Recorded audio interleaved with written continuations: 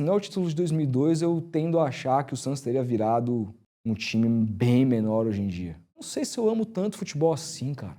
Sinceramente, velho. Eu amo meu time, porque o Galvão é, pra mim, o maior narrador de todos os tempos no mundo. Olá, olá! Mais um Além das Linhas do Ar. Já se inscreva, ativa o sininho, ativa o Peter Pan, vamos com tudo. Ó, seguinte, hoje o programa tá bem interessante. A gente trouxe o Rodolfo Gomes do Futeboteco, cara de opiniões firmes, assertivas. A gente vai falar sobre Santos, mas não só. A gente vai falar sobre sociedade, sobre como o futebol é um fenômeno sociológico. A Bianca gostou da minha definição. Fenômeno sociológico. Enfim, daqui a pouquinho a entrevista. Lembrando que o nosso podcast é trazido a você por kto.bet.br, o Campeonato Brasileiro pegando fogo, Copa do Brasil também, Libertadores de volta.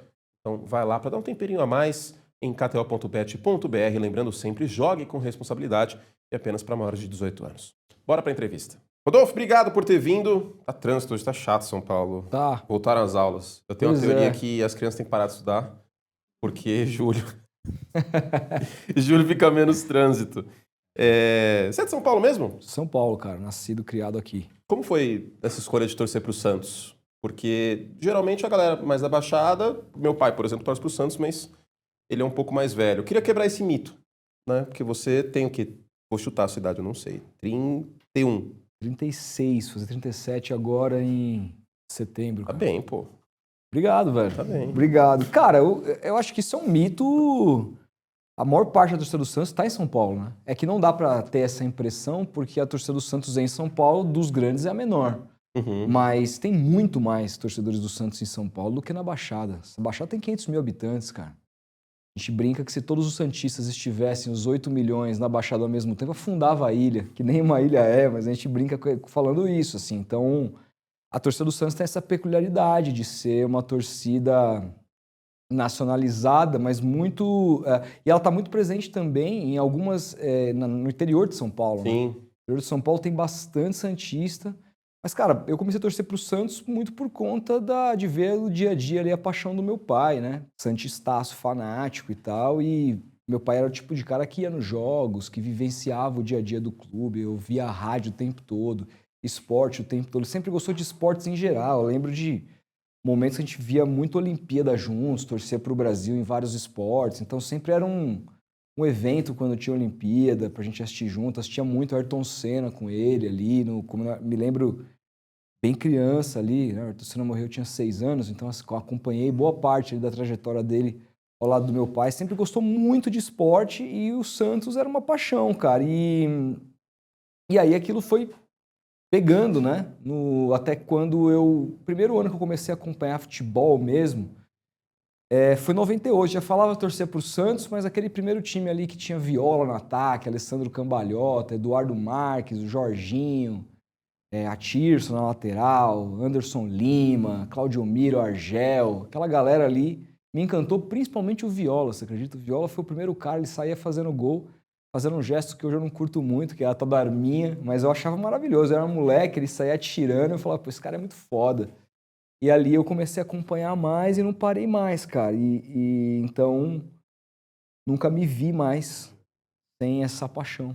O Santos de 95, então, do Giovani, você não tem uma recordação? Eu tenho a lembrança do meu pai torcendo muito, eu tenho a lembrança de ter assistido o jogo do Fluminense ao lado dele, mas assim, não gostava de futebol, assistia, não era meu interesse, mas nessa época meu interesse era jogar videogame, sei lá, tipo, não era uma coisa que me pegava. E aquele jogo eu me lembro bem, assim, da atmosfera, da gente assistindo, tinha um pessoal em casa, assim, primos, tios, né? Muita gente da família do meu pai também era santista, então eu lembro da atmosfera do jogo, como eu me lembro da atmosfera da Copa de 94 e tal, mas era algo ali que, tipo assim, ganhou, perdeu, beleza, vou lá jogar bola. Não ligava. Comecei a ligar mesmo com aquele time de 98, semifinalista do Campeonato Brasileiro, que perdeu aquela semifinal pro Corinthians, que veio a ser campeão. 2002 você tinha quantos anos? 14 anos. Então deve ter sido... Não, ali foi 15 de dezembro de 2002, o maior dia da minha vida, cara. Ali, o Santos classifica como oitavo. Como oitavo. Aí a gente pode pular essa parte que eu não quero muito falar. Se quiser falar da semifinal em diante, a gente pode falar bastante.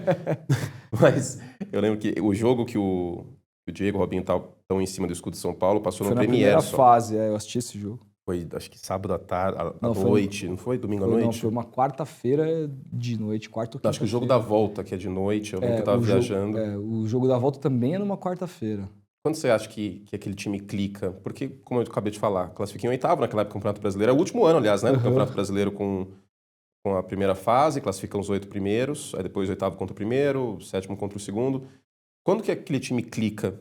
Você tem Eu uma acho que foi nas impressão? quartas contra o São Paulo, porque assim, o Santos teve grandes jogos na primeira fase, dos 4-2 contra o Corinthians no Pacaembu, gol de bicicleta do Alberto, e ali o time já desabrochando, o Diego jogando muito, um dos melhores jogadores do campeonato, o Robinho ainda tinha muita dificuldade de finalização, mas era um cara que se mostrava muito talentoso, um sistema tático à frente do seu tempo para a época, que todo mundo jogava com 2 atacantes, dupla de ataque, e se você for ver os jogos do Santos naquela época, o Leão já jogava numa espécie de 4-2-3-1 com aqueles caras, Diego no centro, Elano na direita, Robinho na esquerda e o Alberto lá na frente.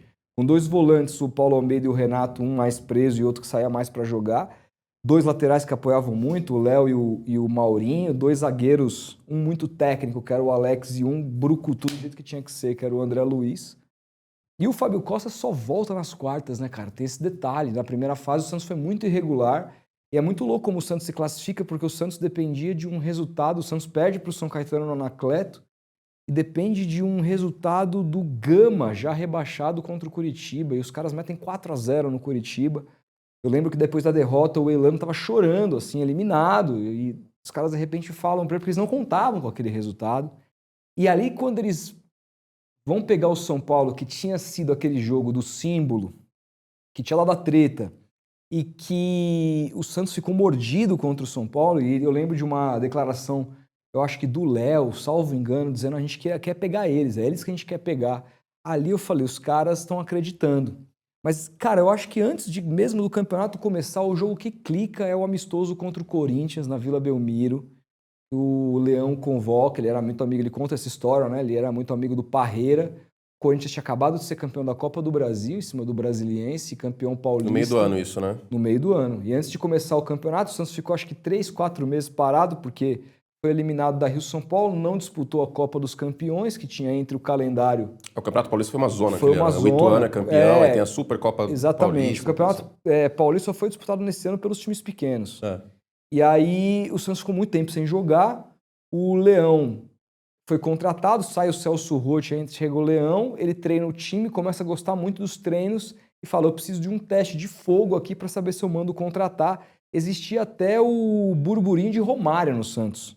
O Romário queria vir, que no Santos tinha praia, e o Marcelo Teixeira, se você quiser, eu contrato. Aí o Leão chama um amistoso contra o Parreira e o Parreira fala, mas pô, peraí, cara, contra essa molecada aí, não, eu quero que você venha com o time completo, só isso que eu preciso. Só que tem que ser na Vila Belmiro. E o Santos dá um passeio no Corinthians 3-0, que é um jogo que o Fábio Luciano quer bater no Robinho, quer bater no... E o Robinho arregaça nesse jogo. E ali o Leão falou, ó, pode ser que eu me ferre, mas eu vou com esses moleques até o final. E dá uma puta de uma confiança pros caras. Só que é o que eu falei, o Brasileirão, a fase de aquele turno de classificação, foram altos e baixos. E naquele jogo contra o São Paulo, eu acho que principalmente no segundo jogo da volta, né, que tá perdendo, que tem muito também a ver, na minha opinião, com a contusão do Reinaldo. São Paulo faz 1-0 e o Reinaldo se machuca e entra o Leandro Amaral no lugar. Reinaldo, que depois jogou no Santos. Nossa, jogadoraço, cara. O São Paulo perde muito poder de fogo depois que ele machuca, né? Fazia uma dupla com o Luiz Fabiano ali. E aí o Santos consegue segurar, foi um jogo tenso e faz os 2 gols no final. Ali ganhou muita confiança para fazer a campanha que fez, passar do Grêmio do Tite na semifinal. E aí, cara, enfrentar o Corinthians depois de 2001, né? Que tinha sido trauma. Gol do Ricardinho no último minuto. Ah, cara, aquele dia ali, nada se compara. O Santos pode ganhar aí mais 3 Libertadores, mas ganhar Mundial, que eu não vi. Não importa, cara. Aquele dia ali, pra mim, vai sempre ser o maior dia de futebol da minha vida, assim. O título brasileiro de 2002 marcou mais pra você que a Libertadores com o Neymar? Muito mais. Infinitamente mais. Mas é porque você era mais novo, você acha? Ou era mais inesperado? Não sei. Cara, a gente tava na fila 18 anos, velho. Ninguém considerava, né, a Rio-São Paulo de 97, a Comebol de 98. Se considerava até Campeonato Paulista, mas E 2001, cara, na semifinal contra o Corinthians, estava passando até o último minuto, ia pegar o Botafogo de Ribeirão Preto na final, era praticamente campeão. O time do Santos era um time interessante. Dodô e David no ataque, Rincon. Foi legal. E já tinha o Elano, já tinha o Renatinho, já tinha o Léo, era um time ali que começou a se formar. O André Luiz toma aquele drible do Gil, inacreditável. Mas já tinha meio que ali uma forma do time que viria a ser com os meninos depois, em 2002. E a maneira como perde no último minuto, cara, foi o dia que eu mais chorei na minha vida. Ali eu chorei e não conseguia parar de chorar, porque parecia inacreditável. Você, um moleque ali de 13 anos, a minha impressão é que que eu nunca vi meu time ser campeão. Não é possível, cara. Você tá ali jogando bem pra caralho, puta jogaço, no último lance se tomar um gol daquele. E aí, então, por tudo isso, por ser o Corinthians, 18 anos na fila, eu nunca tinha visto meu time ser campeão. Você vê seu pai chorar de felicidade, né? É outra coisa, cara. Assim, eu não tenho essa coisa do título pelo tamanho do título, pelo tamanho do que significa a taça. Pela história É o tamanho mesmo, do que né? significa pro torcedor. Uhum. É o tamanho que significa pro torcedor. Então, assim, aquilo pro torcedor do Santos é um negócio para quem viveu aquilo, cara. Se não fosse aquilo lá, não tinha existido Neymar, não tinha existido nada disso. Aquilo ali, se não é aquilo ali, cara, se não é o título de 2002, eu tendo a achar que o Santos teria virado um time bem menor hoje em dia. Bem menor. Eu não sei qual seria o tamanho da torcida e tudo mais, mas assim, eu acho que teria ficado num limbo que hoje a gente discutiria se o Santos era grande ou médio e tudo mais, até pelas características do clube de ver de onde veio, que não é de uma capital. Aquele título recoloca o Santos como um gigante do futebol brasileiro. Claro que guardadas as proporções, porque é uma torcida muito maior, com muito mais história, mas a Ponte Preta, por exemplo, se eu não me engano, chega nas quartas de final em 99. E é um time do interior também, Campinas é uma cidade grande. Maior que Santos. E bifurca total a história, né? O Santos continua grande, ainda é um clube grande, e a Ponte Preta, infelizmente, está sofrendo para voltar à Série A. Que né? a Ponte Preta não tinha os títulos que o Santos teve Sim, claro, antes, não né? tem comparação, mas digo do futuro. Mas do nível de isso. jogo naquela época e o futuro. Cara, então assim, ali para mim foi o divisor de águas total. A partir também do momento da venda daqueles jogadores, é que se constrói minimamente uma estrutura que, velho, hoje está muito defasada, mas naquela época foi considerada uma das principais do Brasil, no CT Rei Pelé, com hotel. Pouca gente tinha hotel em CT, que o Marcelo construiu ali. Eu sou um crítico do Marcelo. O Marcelo saiu, e é muito louco, né? Eu sou um crítico ferrenho do Marcelo. Eu não gosto da gestão do Marcelo e não gostei da gestão passada do Marcelo por vários aspectos, mas ele foi o último presidente do Santos que tinha investido em estrutura, cara. Isso é brincadeira. O Mirassol tem um CT baseado na venda do Luiz Araújo de ponta. O Santos hoje precisou do Neymar pai para ter uma mínima estrutura, uma vergonha, cara. Um time que vendeu mais de 1 bi nos últimos anos. É impressionante como o Santos é negligenciado pelos seus mandatários, seus presidentes, enfim. Mas fato é que aquele time foi importante para dar até uma estrutura melhor para que viesse coisa mais para frente, né? E o Neymar é uma dessas coisas. Como que é para você, santista e jornalista, falar sobre o Robinho? É um tema delicado, né? Porque só mencionar o nome dele, obviamente pelo que aconteceu, tá preso. Ah, cara, olha... Como que é isso para você? Cara, pensa o seguinte, o Robinho era o meu maior ídolo. Não é no futebol, na vida, assim. O cara simplesmente o maior responsável pelo dia mais feliz da minha vida. E, pô, com todo aquele cenário do Diego machucando no começo do jogo, que ele era o cara do campeonato, jogou muito o primeiro jogo, ele assume a responsabilidade. Ele e o Fábio Costa, aquele dia, assumem e ele... O Fábio Costa joga pra cacete. Joga pra caralho. Não, uma decisão do cacete. Então... E é uma coisa que ele fica bastante tempo no clube, cria identificação. Quando o Robinho sai, cara, era o tipo de coisa que eu acompanhava todos os jogos de qualquer time que ele estivesse. Eu assistia todos os jogos do Real Madrid por causa dele, depois ele vai pro City, assistia todos os jogos por causa dele, assistia os jogos do Milan por causa dele. E eu torcia pelos times que ele estava, pelo meu sentimento com ele. E todo mundo até então, esse cara é um puta de um cara gente boa, legal, o cara do pandeiro, o cara sempre sorrindo. Essa era a imagem da mídia, né? Essa era a imagem. De um puta cara legal, de um puta cara sangue bom. Então, assim, ele era o cara, pra mim ele era o cara, assim. Ele era o cara que eu dizia, esse é o cara que num dia que se eu encontrar, eu vou chorar ver esse cara. Porque é uma coisa...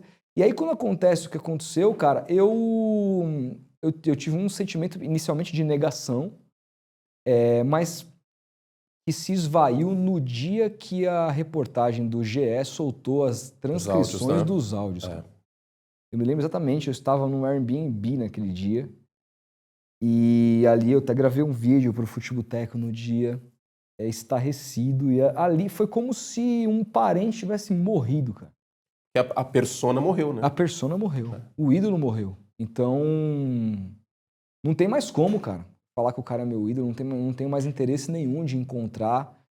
E é muito louco isso, porque ao mesmo tempo um cara que te deu tantas alegrias, você perceber que é um ser abjeto, porque é uma pessoa que faz uma coisa dessa, mas o que ele fez, cara, aquilo, da maneira como ele fez, um negócio coletivo, a maneira, não, e depois você vai ouvir os documentários, a maneira como ele tentou foder os amigos dele no lugar, pra ele se livrar, um verme completo, cara. Aí você olha e você fala assim, eu tenho um nojo desse cara, eu tenho um nojo de ter gostado desse cara. Você começa a se culpar por tanto tempo você ter acompanhado o cara e gostado de um ser humano que não vale nada. Não vale nada. Então, assim, é triste, cara. Muito sentimento triste. De traição mesmo. Traição, cara. Sentimento de... Vou falar pra você, eu tenho um sentimento... Eu não vou falar que eu odeio, mas é um sentimento de muito triste, cara. É pesado, assim. Eu não gostaria de vê-lo na minha frente. Você chegou a encontrá-lo antes disso acontecer? Não, nem antes nem depois. Nunca tive essa experiência. Graças a Deus, né? É uma parada triste, é louco. Porque seria mais uma lembrança que você teria que tentar apagar da cabeça, porque, né, a persona, como você falou, pois é, cara, é completamente diferente da pessoa. Você mencionou o Futeboteco, como que surgiu a ideia? O projeto vai fazer o quê? 10 anos agora, quase? Cara, por aí. 2016? Começa por ali. Como que surgiu a ideia? Cara, a ideia do Futeboteco surge a partir da nossa frustração, da minha frustração com a carreira, né? Eu me formei em 2014 e tentei por alguns anos entrar na grande mídia. Você se formou em jornalismo mesmo? Jornalismo. E eu, cara, saí bem da faculdade, muito elogiado pelos professores, confiante pra caramba no meu texto, na minha comunicação. E um cara muito disposto a aprender, disposto a fazer o que fosse preciso, a entrar em qualquer área que fosse, nem que fosse de cabo-man de uma grande empresa para crescendo dentro disso. Eu tinha muito essa vontade mesmo começar por baixo, não sei o que. Só que, cara, eu peguei uma fase do Brasil que as grandes emissoras estavam só demitindo, mandando embora, não estavam contratando. Foi bem ali depois do que a Dilma se reelege, a gente tem, logo depois daqueles protestos de 2013, né? Uma recessão fodida, assim, e ali impactou muito numa chance para mim. E também, cara, a gente sabe que o nosso meio, ele é muito pequeno e como qualquer outro, demanda muito sobre os relacionamentos. Meu pai é metalúrgico, não conhecia uma só pessoa. Minha mãe é uma secretária de médico, trabalhou em creche a vida inteira. Como é que... Não conhecia, não tinha uma pessoa que pudesse me indicar. E quase rolou um projeto legal uma vez, quando eu fui estagiário do Eric Bet na Máquina do Esporte. Trabalhei com ele. Pois é, o Eric é sensacional. Foi minha primeira oportunidade enquanto eu estudava, trabalhei lá 2 anos com ele. E logo depois que eu saí, eu tive uma proposta daquela extinta rádio Bradesco Esportes FM. Do Grupo Bandeirantes, do Grupo que tinha Bandeirantes. o name right, sim. Fiz uma entrevista lá, os caras gostaram de mim, pediram a indicação para o Eric condecorou minha contratação, estou indo para o RH para assinar o contrato feliz da vida. A rádio estava começando, isso devia ser isso, assim, 2014, por aí. E chega no RH, me pergunta se eu tinha parente no grupo. Eu falei, olha, minha irmã trabalha na Rádio Bandeirantes como produtora, ela nem é jornalista, ela faz rádio e TV. Ah, não, então você não pode ser contratado. Mas, pô, como assim? Não, aqui é norma da empresa. A gente não contrata pessoas que tenham familiares dentro do grupo. Mas, pô, não tem nada a ver, ela tá na rádio. E outra, eu vim por outra indicação, não passou por ela, não podemos fazer nada. Eu falei, tá, mas o filho do Datena trabalha, né? O Mauro Betting, o Joemir, a porra toda trabalha, né? Agora, eu que não sou ninguém... Você falou isso pra ela? Falei. Eu que não sou ninguém, mas eu falei, um dia vocês vão querer me contratar. E saí fora, assim. E puto, cara, voltei chorando pra casa e tal.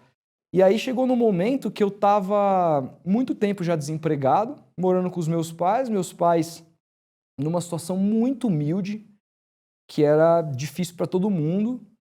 Eu falei, vou fazer alguma outra coisa da vida, porque eu não tenho espaço para trabalhar com isso. Aí, nisso veio o início do Futeboteco ali, que foi no começo, vou falar de futebol aqui, vou ver se tem algum retorno, mas no começo não teve retorno nenhum.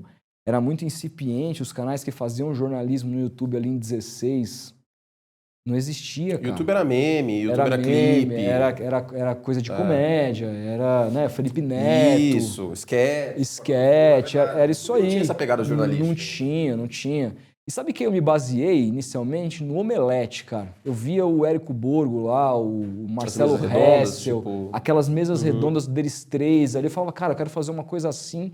Se dá pros caras falando de quadrinho, deve dar também pra falar de futebol. Só que, cara, foi uma frustração no começo, porque não virava. E aí eu falei, não dá, não vou ganhar R$1 com isso aqui, eu preciso trabalhar. E aí eu consegui uma indicação de uma pessoa que minha mãe conheceu e tal, que me indicou para trabalhar numa agência de influenciadores, cara. Eles agenciavam influencers e artistas no geral, e eles precisavam de alguém para assessoria de imprensa. Falei, pô, legal, na minha área tal, entrei. Com 3 meses que eu tô lá, eles resolvem extinguir a assessoria. Mas a minha ex-chefe, ela disse que, gostei do seu trabalho, a gente vai extinguir aqui o setor, mas eu queria que você ficasse nessa área de orçamento, ligar para os influenciadores, saber quanto que eles cobrariam para fazer X posts no Instagram, etc e tal, um trabalho bem comercial ali do dia a dia, e eu precisava, cara. E assim, eu ganhava um salário mínimo. Ganhava um salário mínimo na época ali. Mas era o que eu tinha para poder, de alguma maneira... E ao mesmo tempo o Futeboteco continuou? Não, o Futeboteco parou. Por quê? Porque na época eu tinha comprado uma câmera com a minha ex-namorada, a gente terminou, e aí faltava, cada um pagava uma parcela, fizemos em 10 parcelas. Eu falei para ela, faz o seguinte, fica com a câmera e paga o resto que eu tô fudido. E ela ficou com a câmera, ficou com tudo. Mas era uma coisa, o canal tava lá aberto, assim. Falei, um dia, quem sabe eu vou voltar. Eu tinha isso na minha cabeça. E aí, cara, o que aconteceu foi que tinha um vídeo no meu canal que tinha ido bem, que era quando a Turner, a época da Turner, né, eles negociaram individualmente com alguns clubes para comprar os direitos do Campeonato Brasileiro, ali em 2016 e tudo mais. E direitos de TV fechada, e ninguém entendia muito disso. Eu entendia alguma coisa porque eu já tinha trabalhado na máquina. E eu resolvi fazer um vídeo explicando, tinha dado algumas views relevantes, assim, coisa de 80 mil views esse vídeo. E aí, cara, ficou essa coisa na minha cabeça. Esse tipo de tema sobre mídia esportiva, ninguém tá falando. Eu falando sobre o goleiro que o São Paulo contratou, um monte de cara maior vai falar, mas se eu falar sobre isso aqui, ninguém tá falando. E aí até que um dia a gente recebeu a notícia do fim do esporte interativo enquanto TV linear, e eu resolvi fazer um vídeo explicando por que aquilo tinha findado, as tretas, inclusive, jurídicas da época, AT&T, que era dona da Sky, que por sua vez no Brasil você tinha a lei que você não pode ter canal linear junto com dona de TV por assinatura, aquela coisa toda. Fiz um vídeo de 5 minutos, cara, explicando, e o vídeo pegou quase 500 mil de visualizações. O canal, sei lá, saiu de 2.000 inscritos para 12. Aí eu falei, pô, tem um caminho aqui. E ali a gente começou a falar sobre mídia esportiva, sempre que tinha notícia, transmissão, quem comprava que campeonato, etc. A gente começou a falar sobre isso no dia a dia e começou a funcionar até que em 2018, não, isso acho que já foi 2018. Quando foi 2019, a gente fechou um primeiro patrocínio ali de 3 meses. Para 2020, começou o ano, fechou um patrocínio anual com uma empresa que pagava pouco, mas que era o suficiente que, assim... Pagar o custo, pelo menos. Me pagava mais ou menos o que eu ganhava nessa empresa e mais os meninos trabalhando comigo. Tem um Felipe que está comigo até hoje, que sempre editou, e meu outro sócio, que é o Renan. Falei, cara, eu vou apostar, eu vou sair da empresa e vou fazer o seguinte, eu vou pegar essa grana do patrocínio, o que entrar de AdSense, eu vou reinvestir no canal. Em estrutura, etc e tal. A gente fez um estúdiozinho no porão da casa dos meus pais, super humilde, assim. E ali começou. Aí 2020, aí logo vem a pancada da pandemia, o futebol para, graças a Deus, o patrocinador continuou cumprindo. E aí, depois que volta, a gente lança um quadro que foi pra gente, na época, muito importante, que era um quadro de notícias diárias que falava sobre tudo, mas tinha o foco na mídia esportiva, que era o Pocket News. Aí, o canal começa a virar, a gente renova o patrocínio para 2021, no ano seguinte, por valores um pouquinho melhores. E em 2021, na pandemia, teve a coisa dos podcasts, né? Com o Flow, com essa galera e tal, live. E quando a gente viu o Flow, a gente falou, cara, é isso, a gente tem que fazer uma coisa assim de futebol. Antes mesmo de existir o Charlan, de existir essas... Cara, é isso. Só que eu não tinha estrutura para botar isso não tinha né, condição nenhuma. A gente tinha uma câmera. Precisava de switch, precisava de um computador operando aquilo, precisava de uma pessoa para streamar, precisava de 3, 4 câmeras, precisava de iluminação melhor, precisava de um ambiente melhor, precisava de muita coisa. Eu falei, cara, vamos fazer o seguinte, não vamos mexer nessa grana do AdSense, quanto que a gente precisa para fazer aqui, pegar tudo de segunda mão. A gente fez a conta lá, dava uns 50 pau, uma coisa assim. Vamos juntar essa porra ao longo do ano e vamos fazer um programa de entrevistas. E aí foi isso, cara. Por esse ano, a gente trabalhou e a gente conseguiu comprar, mas aí já tinha chegado os primeiros caras que faziam já podcast de futebol, chegaram antes da gente. O próprio Charla começou bem antes da gente, tiveram condições de fazer. E em 2022, a gente lança o Tomando Uma, que era um outro canal, que era esse canal de entrevistas, que a gente já começou entrevistando jornalistas que a gente gostava, e muito rapidamente o canal vingou. E o antigo canal ficou meio largado. Por quê? Porque tudo que a gente colocava lá que fosse de futebol não pegava, só pegava quando o assunto era mídia esportiva. Por causa do algoritmo, né? Por causa do algoritmo. O YouTube é muito nichado. Muito nichado. Então a gente percebeu que a gente tinha que trabalhar no que estava dando lucro pra gente, que era o nosso canal de entrevistas. No começo a gente tinha um canal de cortes, um canal de entrevistas. Mais pra frente a gente resolveu unir tudo. A gente falou, por que a gente então não transforma? Porque assim, depois do sucesso do podcast, que começou a ter alguma relevância e tal, as pessoas começaram a conhecer, a gente testou algumas coisas diferentes para ver se o algoritmo era daquele mesmo engessado, igual aquele mesmo canal. E pegava, cara. Eu fazia lá um vídeo sobre o Santos, 50 mil views. Eu falei, puta que pariu, cara. A galera tá querendo ouvir o que a gente pensa sobre futebol, diferente da galera daquele outro canal. O outro canal tinha 170 e poucos mil inscritos, era muita gente já. E eu falei, pô, isso aqui tem... E eu não queria me restringir só ao podcast. Eu falei, pô, a gente tem condição de criar outras coisas, de fazer outros programas, de... Até porque o podcast é difícil, é todo dia, você entendeu? depende de convidado. Exatamente. Eu falei, então por que a gente não transforma tudo num grande futeboteco aqui, num hub? E aí foi isso, a gente mudou, no dia que a gente fez o programa 100, que foi com o Casão, a gente mudou a identidade visual do canal, mudamos o nome, foi tudo para o canal que era o canal de cortes, o canal que era só de lives existe ainda, mas só com as lives antigas que aconteceram ali, tá desativado, e ali então o canal novamente começou a crescer, e tamo aí, cara, batemos 250 mil inscritos esse canal existe desde 2022. Fez, acho que 3 anos. 3 anos, 250 mil inscritos. E isso nos apresentou as nossas credenciais para o mercado, assim, né? A gente conheceu jornalistas que a gente admirava, mas que hoje a gente sabe que nos assistem, que gostam do nosso programa. E ter feito isso com a força de vontade nossa, sem ter dependido de uma grande empresa, conseguindo nos bancar, sem amarras, para criticar o que a gente quiser e elogiar o que a gente quiser, sem ser pautado, inclusive comercialmente, por ninguém. Ter essa liberdade, já me sinto um vitorioso na minha profissão, porque eu, por muito tempo, eu fui bastante frustrado em não ter tido uma oportunidade, cara, de trabalhar numa grande redação, de uma grande empresa, porque eu me via com a competência para tal. Bom, tem várias competições aí rolando, times brasileiros brigando nas competições sul-americanas, Libertadores, Sul-Americana. O Campeonato Brasileiro está bem interessante neste ano, futebol europeu voltando. E a gente traz mais uma promoção aqui da KTO para você, que é o ganho aumentado. Se você já assistiu outros programas, você se lembra, mas caso é a sua primeira vez aqui no Além das Linhas, Vamos te lembrar como funciona. O próprio nome diz, ganho aumentado.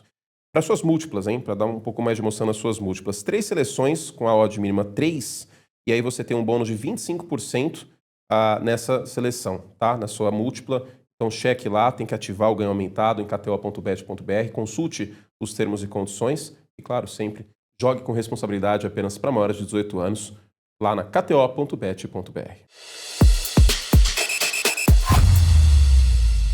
Depois que o Futeboteco estoura, com o Tomando Uma e tudo mais, chegou algum convite da chamada grande imprensa?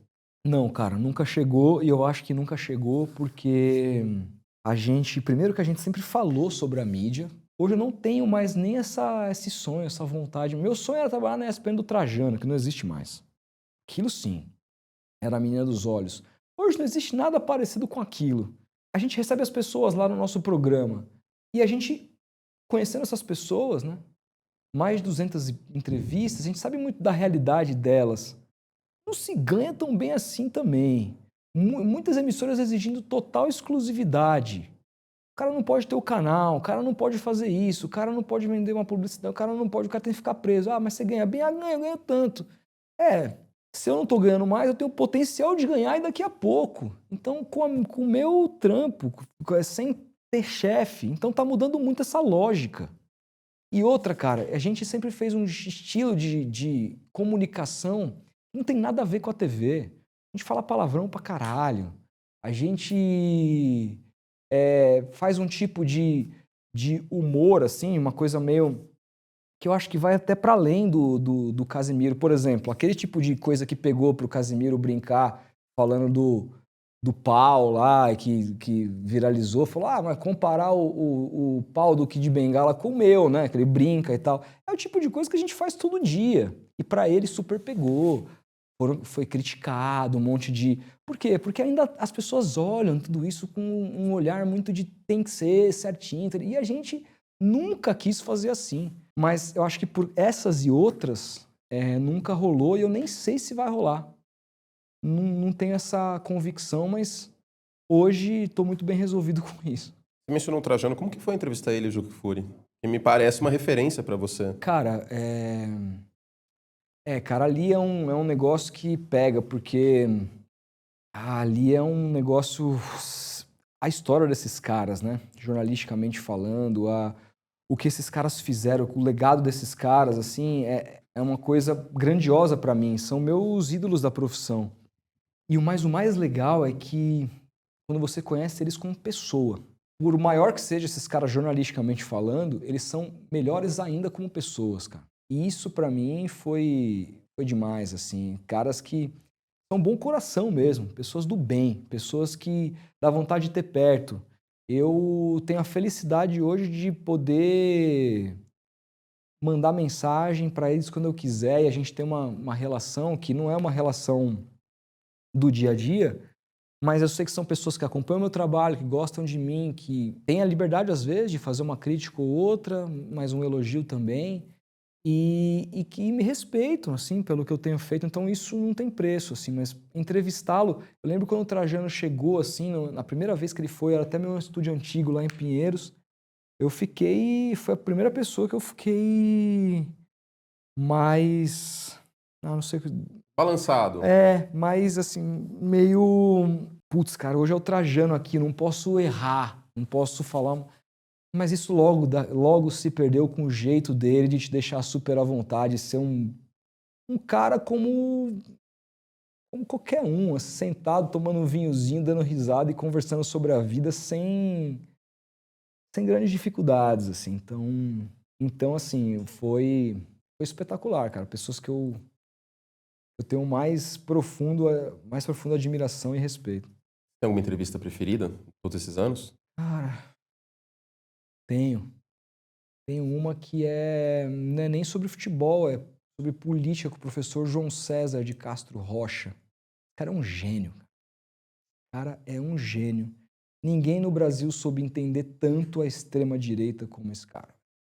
Esse cara Você ouve ele falar, é impressionante como ele consegue condensar as complexidades de tudo isso que envolve de um jeito simples e muito preciso, sabe? Sem cometer também exageros, entendendo a dificuldade das coisas e ao mesmo tempo sendo pé no chão e sem ser alarmista.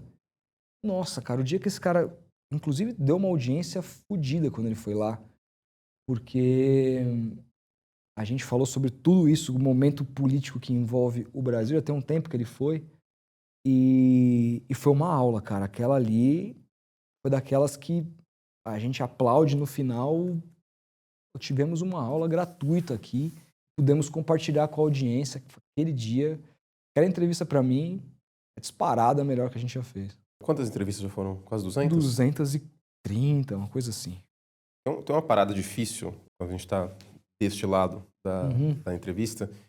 E, cara, nem todo entrevistado tá afim. Já rolou alguma vez assim que você percebeu que a pessoa foi, tava meio de saco cheio, monossilábico? Eu acho que saco cheio não. Eu acho que a gente tem... Já aconteceu da pessoa estar de saco cheio, mas a gente conseguiu trazer a pessoa pra gente. Porque lá é minha casa, um ambiente que o cara chega, a gente sabe receber. E já recebi várias pessoas dizendo, porra, cara, vim por obrigação, mas acabei me divertindo pra caralho. Uma das melhores entrevistas que eu dei e tudo mais. Isso a gente já aconteceu muito, mas já aconteceu, e é o pior pra mim, quando não é porque a pessoa tá de sacanagem ou não tá afim. É quando ela é mais tímida e ela não desenvolve, cara. E aí, por exemplo, você fez a pergunta, já aconteceu? Eu falo, já aconteceu umas 2 vezes. Aí volta pra você. Aí você, também. Eu acho que sim. Aí volta pra você. Que caralho? Não desenvolve. Não desenvolve. Aí você fala assim, meu irmão, deu 15 minutos e eu já gastei toda a minha munição aqui. Porque também a gente é esse tipo de lugar que a gente, se não conhece, vem com munição. Entendeu? Imagina que eu vou chegar ali. Claro, às vezes eu faço perguntas, eu acho importante fazer algumas perguntas que eventualmente eu possa até saber a resposta, para poder trazer a pessoa para o papo, técnicas de entrevista no geral, mas assim, a gente precisa entender quem é a pessoa, não pode dar a bola fora, perguntar pro... Sei lá, eu mentei pra você, e o Charla, tá indo bem? Ou perguntar pro Wagner Moura que time que ele torce, entendeu? Não dá para fazer uma pergunta dessa. Então, a gente tem que saber o mínimo da pessoa. Só que aconteceu uma vez, cara, que é uma pessoa incrível, que, assim, tem muita história pra contar, mas que nesse dia não tava muito afim, ou não sei. Ou vocês não tava bem. Ou não tava bem, claro, que foi a Laerte. Essa entrevista foi muito difícil. Se você assistir essa entrevista, você vai ver que foi... A gente conseguiu levar no tempo e tal, conseguimos dar ali do meio pro final, mas chegou no momento que eu falei, fudeu. Eu já perguntei tudo que eu tinha, não sei mais por onde ir. Inicialmente a pessoa não tá muito afim de desenvolver, mas em algum momento ela começou a desenvolver um pouquinho mais, aí eu consegui ir puxando um assunto do outro e foi, mas com muita dificuldade. Essa foi uma entrevista meio traumática, assim, a gente sempre brinca, falou, porra, vai ser uma pessoa e vai ser igual a Laerte, a gente tá fudido e tal. A gente brinca, mas eu sou muito fã dela. Assim. Em que momento que, você mencionou já um professor, Laerte, que momento que o Futeboteco ele decide ampliar o leque e não só atleta, ex-atleta, jornalista esportivo? Assim, ó, a gente, desde quando a gente fez escolheu o nome do programa, a gente resolveu escolher um nome que não nos engessasse. Então, tomando posso tomar uma com meu pai aí, um dia. Qualquer pessoa. Mas isso não fode o algoritmo? Eu vou falar palavrão então, agora. Não. Tô falando o programa inteiro, eu vou começar a falar. Eu falo no meu dia a dia. Cara, então, eu sinceramente tinha medo disso. A nossa primeira entrevista que eu levei alguém que era meio de fora do futebol foi o professor Vila. Que, a gente falou muito de futebol, porque ele é santista e tudo mais. Ele viu o Pelé, né? Ele viu o Pelé, falando bastante de futebol. Mas peraí, não tem como levar o professor Vila lá e não falar sobre política com um cara que foi uma das vozes antipetistas do país, que corroborou, na minha visão, pro caos ali daquele 2013. Então, assim, eu queria muito chamar o cara pra entender. E também é um cara que meio que pulou do barco, entendeu? Que isso passou na cabeça dele e tudo mais. Não tinha como chamar o cara, falar com o cara sem citar esses temas. E aí a gente conversou bastante tempo sobre isso, vamos fazer os cortes. E era uma incógnita. E foi muito bem, cara. O nosso público, a gente percebeu, até pela característica, porque a gente formou um público em tese não, nitidamente mais velho, um público que 80% da minha audiência é acima de 25 anos. Então, Isso não te preocupa pro futuro? Da audiência envelhecer e não se renovar? não sei, cara, porque eu acho que pro futuro eu não vou ficar na frente do vídeo a vida inteira, entendeu? O que eu quero do Futeboteco é poder também ter condição e estrutura para poder pegar uns moleques bons que estão aí, que a própria grande mídia não tá contratando. Tem uns moleques, eu passo na frente, eu moro ali do lado da Casper, uns moleques me param, gostam de mim pra caramba. Infelizmente eu não posso contratar, mas eu espero poder e dar chance para novas vozes, coisas. Eu te entendo, entendeu? penso assim também. Então eu acho que isso não me preocupa, não. Eu acho que tem um ponto legal de ser um público mais velho, porque é um público que consome, então a possibilidade de você fazer mais publicidade existe. E assim, é um público também que a gente entende melhor, porque é da nossa geração para frente. Então. E outra, não foi formado com essa ideia. Por algum motivo se formou um público mais velho, assim, a partir da maneira como a gente comunicava. Mas, assim, eu soltei esse vídeo lá de política e foram muito bem. Depois logo foi o César Calejon, que hoje trabalha no ICL, trabalhou na Jovem Pan, uma voz forte, progressista pra caramba e tal. E também, cara, os cortes dele, assim, eu lembro que somando todos deram 1 milhão de visualizações, sobre várias coisas. Falei, pô, tem um caminho aqui, dá pra gente falar bastante sobre política. Vamos então falar sobre política, sempre quando der. E aí novos caminhos começaram a se abrir. Pô, beleza, se deu certo, por que eu não posso trazer a galera da MTV e falar sobre essa época que a gente tanto acompanhou, que a gente gosta? Aí levamos o Thunderbird, Marina Persson, uma galera. Aí, pô, dia que foi o Regis Tadeu, falamos de música pra caralho, recorde de audiência. Aí trouxemos o Nazi, pautou o Brasil a entrevista do Nazi no nosso podcast, falando do Roger, chamando o cara pra porrada. Falei, porra, a galera tá curtindo aqui outras coisas. E pra gente, pô, ótimo, porque irmão, eu adoro futebol.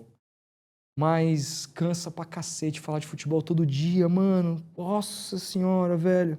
Por ser repetitivo, você acha? Puta, cara, mano, eu não sei se eu amo tanto futebol assim, cara. Sinceramente, velho. Eu amo meu time. Você não acha que o brasileiro é assim? Eu acho, pra caramba. Porque eu digo abertamente que eu torço pro São Paulo, assisto São Paulo. Ontem teve o derby, eu assisti. Eu também assisti, claro. Porque foi um mata-mata. Eu sou muito pró mata-mata, acho pontos corridos insuportável. Entendo a necessidade de pontos corridos, passei isso. São Paulo merecia ir para Libertadores, por ter sido enfim. Mas mata-mata é um tesão e pontos corridos eu acho um saco. Então. Eu acho uma bosta. Mas eu tenho essa tese, cara, que o brasileiro gosta do time dele. E assim, cara, a gente... E tudo bem também. E outra, a gente, quando tá nesse lugar, a gente é meio que quase que refém de ficar, nossa, veneramos o futebol. Juro pra você, cara, quando a gente que recebeu lá o Bertozzi e o Rafa Oliveira, que são esses nerds de futebol, eles falando da rotina deles, cara, o meu pensamento era assim, não, do caralho, os caras, pô, são felizes e tal, mas eu pensava assim, eu não quero ter a vida desses caras nunca, eu prefiro a morte. Mas você diz o quê? De assistir... Mano, a vida que o Rafa, por exemplo, assiste quando ele tinha um programa, ele assistia todos os jogos. A vida do cara aí, mano, eu não... Tá louco, velho, eu não consigo. Eu quero fazer outras coisas, eu quero sair, eu quero encher a cara de vez em quando, eu quero ficar de ressaca e ficar vendo merda no YouTube. Sei lá, velho, eu não quero ficar... Essa coisa de bitolada do futebol. Eu não curto futebol nesse nível, nem quero curtir, cara.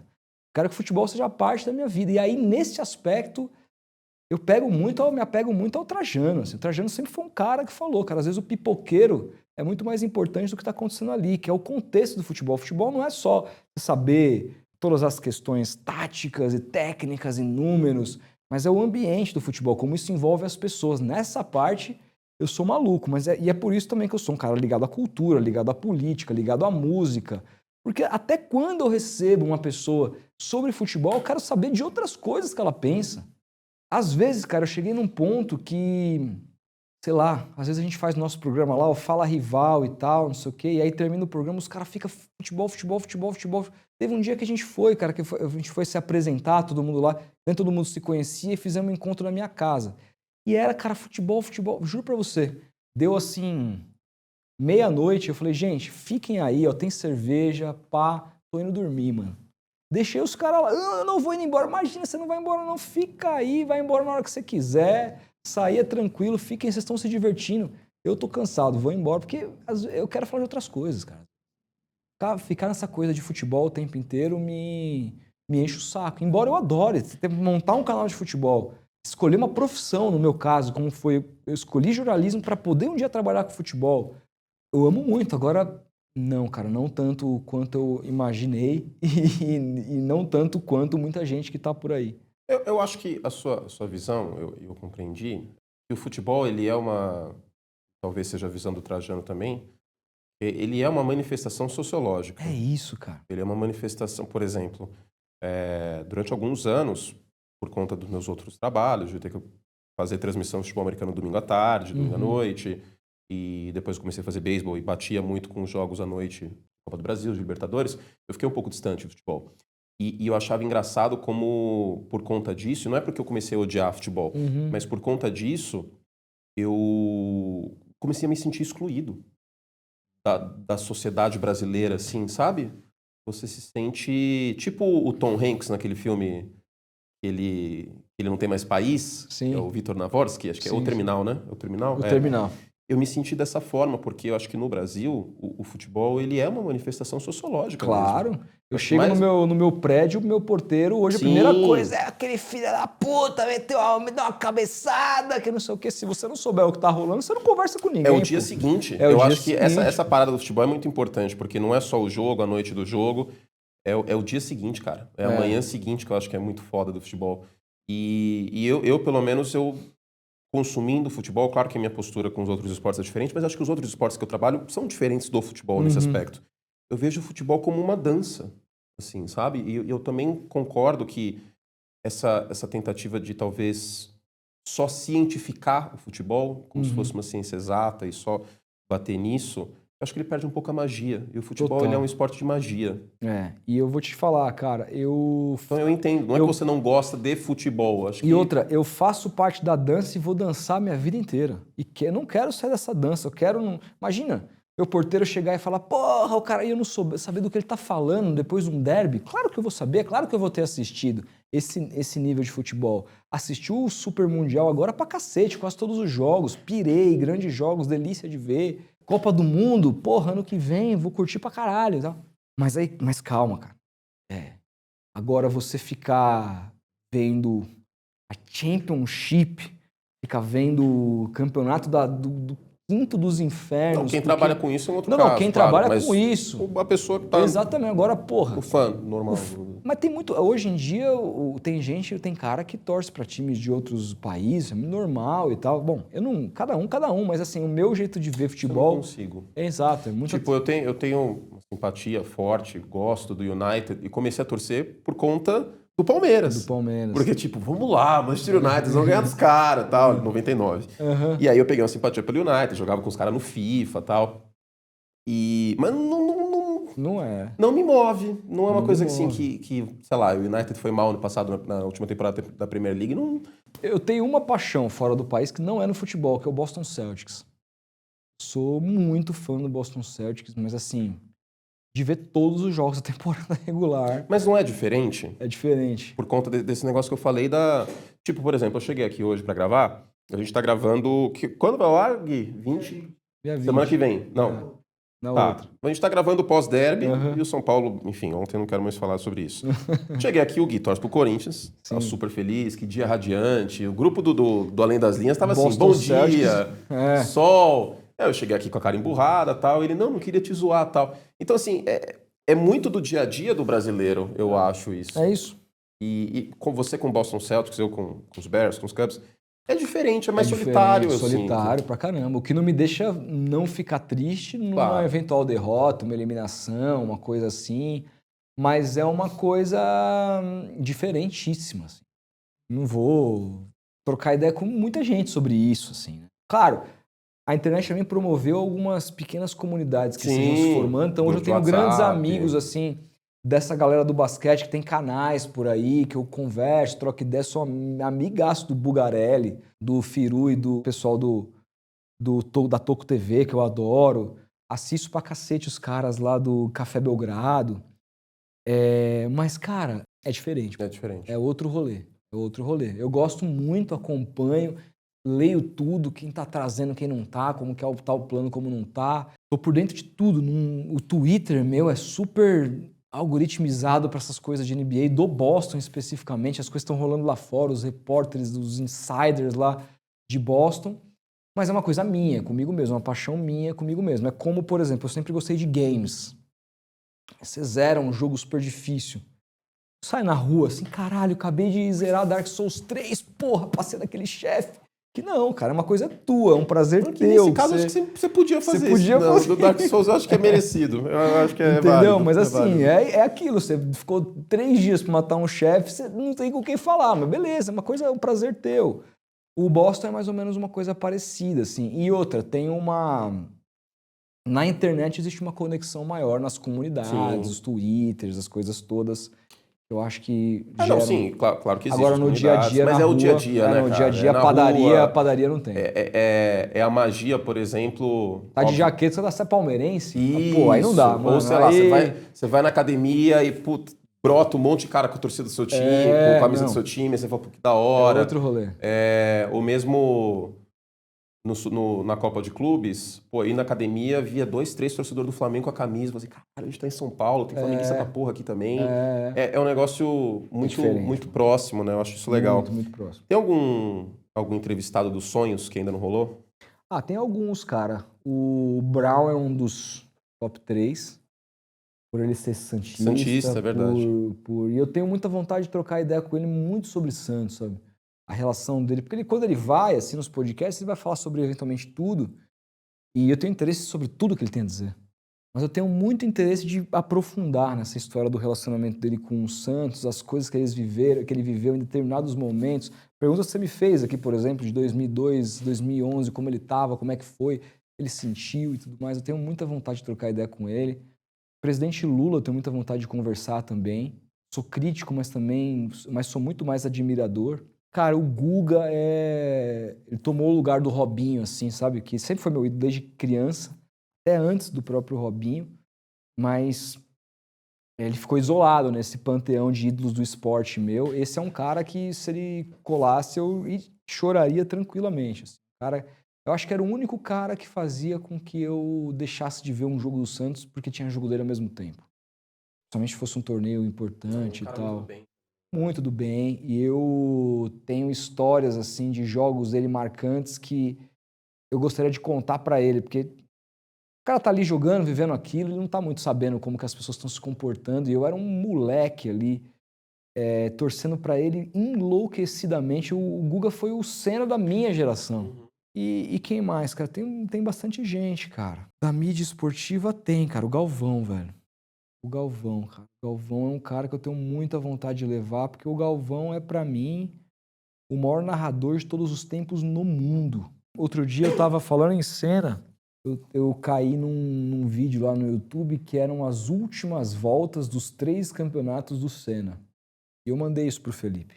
Quando você as pega, quando o Senna cruza a linha pra começar a última volta dos 3 campeonatos e você vê a construção narrativa do Galvão Bueno subindo na emoção e cada vez mais subindo o tom de voz pra chegar no ápice, aí com a música, com a trilha que entra, e ele arrega... Cara, assim, sem repetir palavras, sem repetir clichêsaços, era uma... Aí, ó, tô falando e tô... Irmão, assim, o Luciano, foda pra caralho, muita gente... Mas, assim, igual esse cara, nunca vai existir. Nunca vai existir. Eu sou muito fã de uma galera da nova geração, do EV, do Luizinho lá na Cazé, do Paulo Andrade, do Jorge Igor, do André Henning, que eu adoro.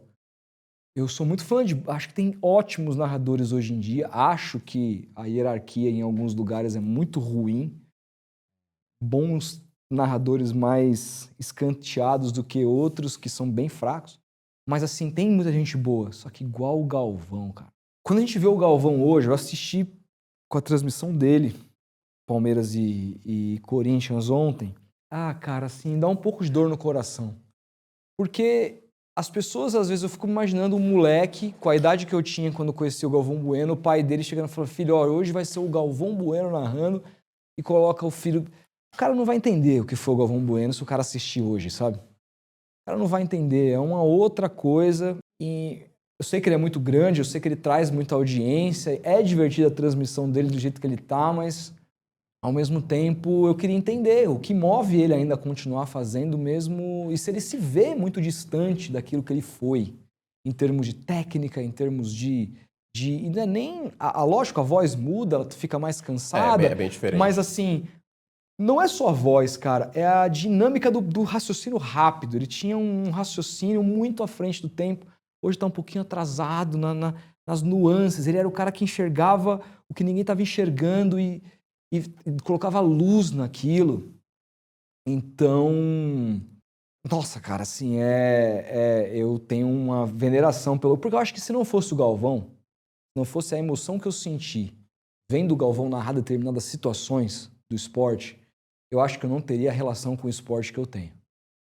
É mais do que ter escolhido jornalismo para trabalhar com o meu time. Isso vai além, isso vem de antes. É a relação com o esporte, que é o que tem que vir primeiro. Se não fosse ter visto... Eu lembro daquela narração dele do Taffarel em 98, né? Era uma criança de 10 anos. Essa, pra mim, é a melhor narração dele. É a semifinal da Copa de 98. Semifinal contra a Holanda. Essa narração é uma coisa absurda. Cara, ó, eu lembro de eu criança, o Brasil passando e eu chorando, me esmilinguindo com a narração dele, o Taffarel, e o Taffarel... Taffarel era muito ídolo, né, cara? Brasileiro, assim, a cara do Brasil, assim, aquela coisa toda. E aquela camisa do Taffarel verde, brilhante, que eu acho que é a camisa mais linda de goleiro que já foi feita na história do futebol mundial. E ali, cara, o Galvão arrebentando. Bicho, se não fosse ter visto aquilo com 10 anos, mano, minha vida tinha ido por um outro caminho, assim, não tenho a menor dúvida. E novamente a gente volta nessa questão que não é só... E eu acho que é importante nos últimos 15 anos, a parte tática do futebol foi bastante esmiuçada e desenvolvida na mídia. Mas o próprio Galvão, ele se intitula um vendedor de emoções. Eu acho que essa que é a brisa. Acho que essa que é a pegada mesmo. E é engraçado como é uma parada que entra no inconsciente. Eu lembro que uma vez eu tava fazendo um jogo de NFL, e aí, cara, o diretor de TV, ele tava totalmente perdido, assim, nos replay. E aí eu comecei a reclamar na transmissão. Eu falei assim, a geração não é nossa, hein, gente? O diretor de TV lá que tá fazendo besteira. Uhum. E aí foi pro break, aí o produtor entrou e falou assim, baixou o Galvão aí? Você tá reclamando da geração demais? Eu falei, cara, nem me toquei que eu fiz isso. E era uma coisa que ele fazia muito em corrida de Fórmula 1, quando era, sei lá, uma corrida no Japão e mostrava o piloto japonês do nada, em 18º. Ele, geração não é nossa. Então, assim, uma coisa que enraizou. E eu concordo, cara, eu concordo. Esses tempos, essa semana, eu tava conversando com o meu professor de violino e ele tava tentando entender o que eu fazia, né? Aí você é tipo um Galvão, assim? Eu falei assim, calma aí. Primeiro que eu não sou digno a isso. Uhum. Aí ele, não, eu te ofendi, porque o Galvão eu sei que as pessoas não gostam muito. Eu falei, e novamente eu vou ter que te corrigir, porque, cara, eu acho que o distanciamento histórico vai fazer muito bem para isso ser valorizado.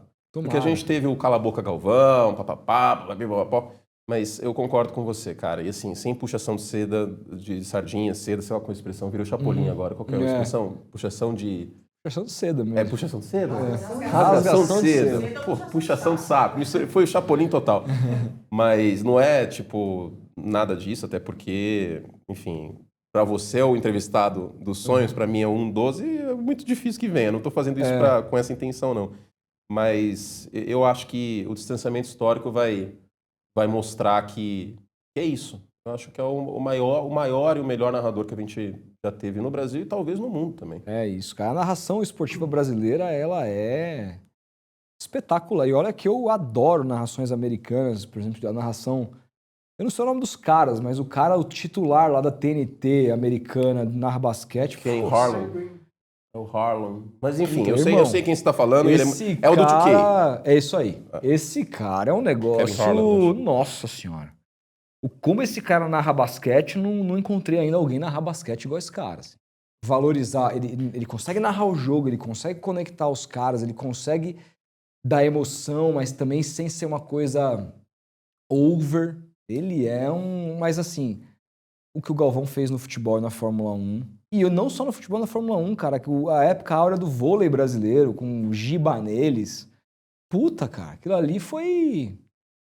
E eu que não sou fã de vôlei, mas eu assistia, porque... Quem não assistia? Bem isso. Kevin Harlan, achei Kevin aqui. Hart. Tem vontade de comentar ou narrar um jogo? A gente está vendo a Casa TV que começou uma proposta diferente e abarcou vários direitos. Agora tem Copa do Mundo, Eu Olimpíada. tenho, cara. Uma coisa que eu tenho vontade de fazer, sim. Comentar jogo. Eu tenho até... Acho que é uma coisa que eu faria bem. Eu considero, né? Bom, todo brasileiro considera que enxerga bem jogo, né? É. Mas, assim, nesse aspecto, eu com certeza me daria longas horas de estudo. O que mais me incomoda é assistir jogo com pessoas que você vê que estão um pouco preparadas, principalmente conhece seu time. Me incomoda mais isso, claro, mas o muritismo. Ah, o muretismo, não, muretismo não dá pra mim. Isso aí eu Eu acho jamais que a cometeria. era das redes sociais ela potencializou o muretismo. Ah, é. Porque às vezes a pessoa acaba se precavendo, de, tipo, putz, se eu falar alguma coisa aqui e não acontecer, fulano amanhã vai me macetar no Instagram. É, Então eu acho que isso, as redes sociais, um dos efeitos ruins, houve muitos efeitos bons, mas esse é um dos efeitos ruins, potencializou o muretismo como um é, todo na mídia. cara, e às vezes até na minha função que é comentar o depois, às vezes a gente até fica com medo de ter grandes definições sobre algo que amanhã pode não ser aquilo, cara. Só que eu acho que também faz parte, meu. Faz parte. Eu acho que tem gente que, e eu já tentei ser assim, uma pessoa extremamente coesa e assim, coerente. Não existe coerência, cara. Tanto que pegaram aí um desses perfis famosos do Twitter, pegou uma fala minha quando o Santos contratou o Kleber Xavier, que eu dizia, cara, assim, o Santos ficar nessa de ficar demitindo o treinador, contratando e demitindo, vai acabar caindo para a segunda divisão, assim. Se o nome apostado, a minha revelia, é o Kleber Xavier, a gente tem que apoiar o Kleber Xavier. Eu me comprometo aqui, no momento de que ele estiver mal, a tentar fazer uma narrativa diferente. Aí daqui a pouco, aí o cara corta para um vídeo atual, esse cara tem que ir embora, e não sei o quê. Aí você fala, putz. E aí eu até brinquei, falei, ó, mude de ideia você também, que isso evita câncer. Mas assim, no fim do dia, cara, não dá pra... Ninguém é 100% coerente com tudo. Entendeu? Você é possível de mudar de ideia, você é passível de ter... E outras vezes, você também é passível de erro. Você faz uma leitura errada de alguma coisa. E às vezes você faz a leitura certa, mas daqui a 1 minuto acontece um gol contra aquilo que você está dizendo e vai te derrubar. Tá criticando um cara, tá jogando nada, o cara mete um golaço e você fica sem reação, mas faz parte. Agora, ficar nessa de não ter opinião sobre nada é uma coisa muito Caio Ribeiro, assim, que eu acho o Caio Ribeiro bom, cara. Eu gosto dele comentando, eu acho que ele é um cara ótimo pra TV aberta, ele é um cara polido, que comentário fácil e tal. Mas assim, eu não vejo... Ele não é enfático nas coisas. E eu acho que eu já não. Eu já gosto de ser uma pessoa que... se eu acredito naquilo genuinamente, eu vou defender aquilo. Assim, eu sou uma pessoa que defende mais aquilo que eu penso. Já teve algum problema com hater justamente por isso? Por ser Já. mais enfático? Como que você lida com isso? Ah, cara, lido muito bem. A não ser que seja passe do ponto. Recentemente, aí, fãs do Neymar me ameaçaram de morte. Eu ia tomar cuidado para não aparecer com a boca cheia de formiga na rua. Caramba, mas quando é isso, eu denuncio. Aí eu denuncio. Embora não aconteça muita coisa, né? Porque hoje em dia a proteção, esse tipo de coisa, o cara vai, faz um perfil lá fake, daqui a pouco o cara não tá mais e você nunca mais vai ver o cara. Mas, tirando essas coisas, cara, entra no ouvido e sai no outro. E eu vou falar, cara, eu não tenho muito costume de ler muitos comentários das coisas que eu publico, assim. Principalmente em alguns ambientes. Por Sempre exemplo, foi assim? não. No início, No início eu lia, me afetava pra caramba e tal. Só que depois, cara, você percebe que... Aí você começa a perceber os padrões, que, tipo, geralmente é a minoria, e você começa a perceber que o seu cérebro tende a valorizar 1 entre 99. E aí você fala, mano, tem cabimento isso aqui? Aí a primeira coisa que eu falei, quer saber? Já que tá me desgastando, já que não tá me fazendo bem, eu não vou parar nem ver, nem os positivos eu vou ler. Não, nem Jesus agradou todo mundo, vai ser eu que vou agradar? Então dane-se. O que eu fico chateado de verdade é quando eu ouço um comentário de alguém que gosta de mim e que aponta um erro que eu também percebo que eu poderia ter feito diferente. Cara, pô, cara, gosto muito de você, mas acho que você vacilou imensamente aqui. Você não é de falar isso, fazer isso, sua posição não tem nada a ver com aquilo que você defende e tudo mais. Aí dói. Porque é um cara que eu sei que me acompanha, um cara que gosta de mim, um cara que Mas que é construtivo é também, né? construtivo e se não fosse isso, não tem como sair do seu Melhorar lugar, também, não às tem como vezes, melhorar, né? mas esse dói. Dói, né, cara? A gente vê que a gente fez merda, que a gente errou, que a Sim, gente sim. tá... Mas são importantes. E eu ignoro, sabe? Eu deveria responder mais, ser um pouco mais humilde, às vezes, e chegar e falar, mano, você tem razão e tal. Eu internalizo, melhoro, penso sobre aquilo, mas eu não respondo, assim, porque eu tenho dificuldade de me confrontar diante de uma situação dessas, assim. E me colocar também de uma maneira fragilizada nas redes sociais. Porque ninguém é super-homem o tempo todo, mano. Uhum. Entendeu? Mas esse tipo de comentário eu leio. Hoje eu leio muito menos, mas agora Twitter, por exemplo, se eu vou comentar alguma coisa lá, eu nem abro a parte de comentário, porque se eu abrir aquilo ali, irmão, aí eu não tenho Twitter. Entendeu? Tenho, não dá. Mas ainda mais eu que eu gosto de ser um cara mais provocativo em certas coisas, ali pra mim é um ambiente difícil. Mas assim, hoje eu lido muito bem, cara. Hoje e outra, a gente tava falando de diferença da realidade do dia a dia para com a internet. Pô, nunca ninguém chegou em mim Na rua nunca aconteceu. nunca Você e sabe me que eu fiz essa pergunta criticou. para muitos convidados e nenhum até agora. Não, mentira. O Barolo falou que deram um tapa nele no mercado, mas foi de zoeira. Mas tirando esse caso em específico, né, foi para Aham, chamar atenção no mercado, não, numa loja de produto esportivo. aham. O que não foi um hater, foi um caso em específico que Brincadeira. houve uma agressão, vamos dizer Aham. assim, mas foi de brincadeira. Nenhum convidado até agora me falou que, tipo, na rua rolou algum tipo, dedo na cara, Não. briga. Eu tenho a impressão de que teve alguns caras que não gostam de mim, que já me abordaram, mas me trataram super bem e disseram que gostavam do trabalho. Porque você sente quando quando o cara é genuíno ou não, ou Uhum, quando o cara só te conhece. Teve um cara uma vez que chegou e falou assim, pô, mano, meu irmão te odeia. Tenho uhum, certeza que ele tá falando dele. Assim. uhum. Um amigo Ah, um meu. amigo meu te odeia, acho que você tem um monte de opinião de merda, mas eu gosto de você e tal. Eu fiquei, eu não sei se esse cara, você tá falando do irmão dele de fato ou se é ele, mas assim, pro cara chegar e falar você é um merda, para de fazer isso, aposenta esse seu canal falido, e não sei o quê, essas agressõezinhas que tem na internet, nos comentários ali, isso nunca aconteceu pessoalmente comigo, cara. Então, assim, no fim do dia, pra que vai ter que me afetar um comentário de sei lá quem é, atrás de um perfil que eu não faço a menor ideia de quem seja? Então, hoje, graças a Deus, eu lido muito tranquilo com isso, cara. Quando o Neymar voltou, qual foi a sua opinião sobre? Foi, cara, a mesma que de todo mundo, né? Primeiro que nós não conhecíamos o negócio.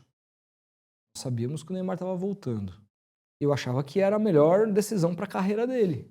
Achava que, diante de tudo que tinha acontecido na carreira dele até então, a saída do PSG como foi, a chegada no Al Hilal, o fato de não ter jogado, e aí se deparar com declarações como ele viu do Jorge Jesus, dizendo que estava abaixo fisicamente de todo mundo, e ali se abrindo uma possibilidade de retorno para casa dele, eu olhei com ótimos olhos. Tanto que na apresentação dele eu fiquei muito feliz. Naquele momento, o Neymar era o seu maior ídolo do Santos, já que o Robinho, obviamente, Não, cara. não. O que acontece? O Neymar, quando o Neymar surgiu, já era um cara mais velho, né? Já tinha Menos pessoas. romântico, talvez. Menos romântico. Então eu coloco assim, Léo, Elano, muito na frente do Neymar, porque foram os meus heróis da minha infância ali, Uhum. né? O Neymar era um cara que eu amava como jogador. Pô, lembro quando ele foi embora, anunciou a saída dele pro Barcelona, eu fiquei mal, assim. E era uma coisa que a gente sabia que, desde que o Neymar desponta ali, que a gente tava numa contagem regressiva. E ela durou muito mais tempo do que a gente poderia imaginar, mas quando chega no momento de ir embora, foi doído pra todo mundo, porque era um cara que eu nunca vi ninguém jogar tanta bola com a camisa do Santos igual esse cara jogou. Coisa assim. Que esse cara jogou de bola com a camisa do Santos é uma coisa que eu acho que eu nunca mais vou ver. Naqueles anos de 2010 até 2013. E 2009 já teve alguns pequenos Uhum. lampejos. De 2010 para 2013 é uma coisa absurda. Então, quando você tem o retorno, e cara, eu me emocionei naquele retorno, não necessariamente com a volta do Neymar, mas para como a torcida do Santos Quando ele volta pra vila, pro evento, você cara, chora, você se emociona? me emociono, porque ali, mais do que a volta dele, ali, como eu falei, eu nunca tive essa relação com ele. E outra, no momento que ele deixa o Santos e vira esse popstar, eu tive uma resistência com o Neymar enquanto personagem. Muita gente acha que é por questões políticas, mas não, porque eu não conheço o Neymar politicamente. Ele nunca falou sobre política, a não ser apoiar um determinado candidato que, porventura, eu nunca apoiei. Mas eu não sei o que ele pensa sobre educação no Brasil, sobre investimento público, sobre segurança pública, sobre políticas de ordem social. Eu não sei o que ele pensa sobre nada. Às vezes pode ser que ele tenha pensamentos políticos até parecidos. Só que ele nunca falou sobre isso, acho que ele nem se interessa. O meu ponto de desconexão com o Neymar é aquela coisa do popstar absoluto, de colocar, sabe, aquela coisa de ficar vestido que nem um algodão doce, nem um palhaço e achar isso bonito. É uma coisa muito fora do contexto brasileiro. Não tem muito... Meu ídolo é o Guga, que é gente como a gente, sabe? O Ayrton era coisa... Ele era um cara, pô, sempre teve grana, né? Mas era gente como a gente, um cara que se via nele. O Neymar... Meio que você não consegue se ver no cara, assim. Você é um bobão aí que compra Batmóvel, tá ligado? Pô, eu não consigo me identificar com esse cara. Essa frase é forte, que compra Batmóvel porque ela é verdadeira. Ela é né? verdadeira. Um bobão que compra Batmóvel Ela e fica apresentando pros caras, o Batmóvel que eu comprei, um trouxão. Eu não tenho vontade de trocar uma ideia com um cara que compra um Batmóvel. Pra quê? O que esse cara tem a me dizer? Pode ser que tenha, eu esteja sendo extremamente elitista. Pode ser. No fim do dia a gente tem que fazer essa avaliação. Mas nunca foi um cara que me despertou grande interesse depois que ele deixa o Santos. Tem. E eu acho que assim, eu não conheço, mas dizem que é uma das mais legais do Brasil. E outras pessoas, detratores, dizem que é muito também uma estratégia da empresa para lidar melhor com os impostos e tudo mais. No fim do dia, gente, eu prefiro me ater ao campo. E no campo, era alguém que eu achava que podia ajudar e muito, porque eu acho que ele é acima de todos disparadamente. Uma perna só. E assim, o nível caiu demais. E o que tá faltando? É preparo físico? É vontade? É o quê? E de fato, tecnicamente, ainda é um absurdo. A gente viu o jogo contra o Flamengo. Cara, tá faltando algumas coisas, mano.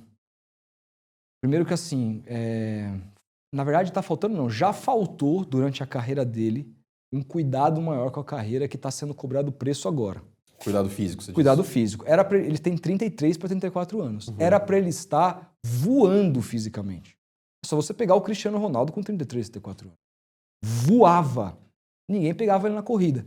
O Neymar hoje, ele tem uma jogada que ele sempre fez, que ele chega a 2 na marcação, ele dá um tapa para a esquerda de bola de salão e sai.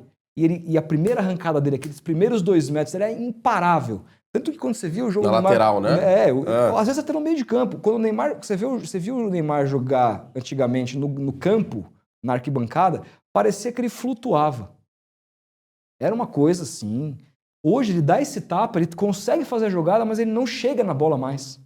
E aí ele perde uma bola que gera um contra-ataque. Então assim, eu acho que falta pro Neymar uma leitura de que o corpo dele mudou, de que nunca mais vai ser o mesmo, e de que ele vai precisar mudar o jeito dele de jogar em determinadas situações. Ele vai precisar jogar mais rápido, de primeira.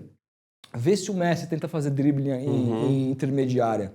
Não faz. 1, 2 toques, tabelinha, volta, recebe e já conclui a jogada. O Neymar ainda na cabeça dele... Ele acha que ele tem com o corpo dele de 10 anos atrás. Exatamente. E ele tá demorando a perceber isso, eu acho. Vou te dar um exemplo. No jogo agora contra o Juventude. 10, 15 minutos de jogo, ele tenta uma jogada dessa, o cara sozinho, não sei, alguém baixou na ponta esquerda, não sei se foi o Souza ou o Barreal, sozinho. Ele pegou a bola no meio campo e fez uma jogada que ele fazia sempre, colava 2, ele ia deixar os 2 para trás, e aí o que ia acontecer? Ia ter ainda o Barreal de passe para fazer, ele já tinha queimado 2 na linha, e era a superioridade numérica. Só que acontece, ele perde a bola. No que ele perde a bola, a torcida de São Paulo tem uma característica completamente da torcida do Santos. Já o Morumbi já deu aquela bufada para ele. Irmão, depois dessa jogada ele não repetiu mais.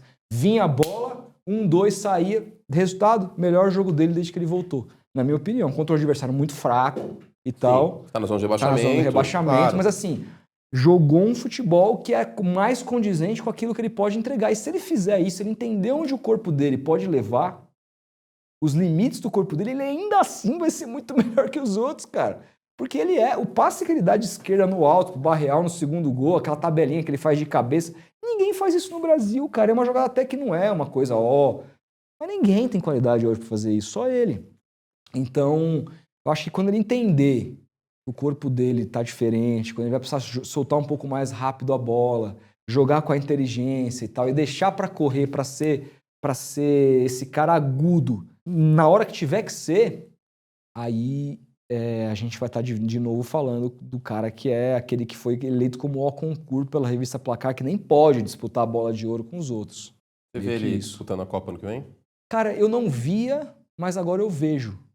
Porque me surpreende essa sequência dele de 90 minutos, 5 jogos seguidos e bem, assim, tipo, terminando os jogos bem.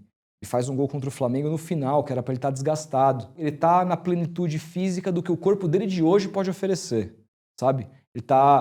A musculatura tá em dia, tá equilibrada. E aí, nesse aspecto, eu não sei se ele vai ser titular, porque não sei o quanto ele vai evoluir ainda, tecnicamente. E hoje, esse Neymar de hoje, é contestável a titularidade dele na seleção brasileira. Mas eu acho que ele vai estar lá.